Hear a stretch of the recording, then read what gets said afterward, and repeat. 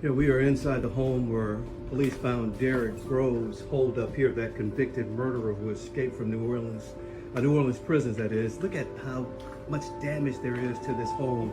And everywhere I looked here, there is all these bubblegum wrappers and candy wrappers and all kinds of stuff. It's just weird. This one is called Etouffee Blunt Trauma. Interesting what was going on here, but there is damage all over this home. But if you go downstairs, let me take a walk downstairs here. And this is where police found Groves hiding out here in a crawl space. I mean, this area is just a mess as well, but they found him in the crawl space right here. He was hiding out. I don't know how he managed to stay here because they threw those gas canisters in. This is one of those gas canisters. And we're even having trouble in here right now. This is 2 days later. We're still smelling that gas, and I had to step outside to clear my throat and stop coughing. But this house is a complete mess. The owner says he needs help getting it cleaned up. He hasn't heard from police about repairing all the damage to his home.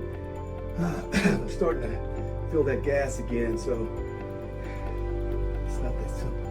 But once again, this is where they knocked out that front window, knocked out that front door. And over in the garage area, that ram came and knocked out the garage. Just a complete mess. The homeowner says, why him? Why him? He said if he had no luck, he'd have bad luck or have no luck. But anyway, this is the home. Derrick Groves, a 28-year-old convicted double murderer who would remain free for nearly 5 months, moving like a ghost through the American South while authorities desperately hunted him. But this wasn't just a story about a daring escape.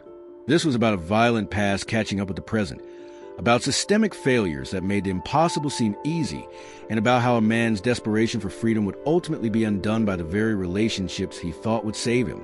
But before we dive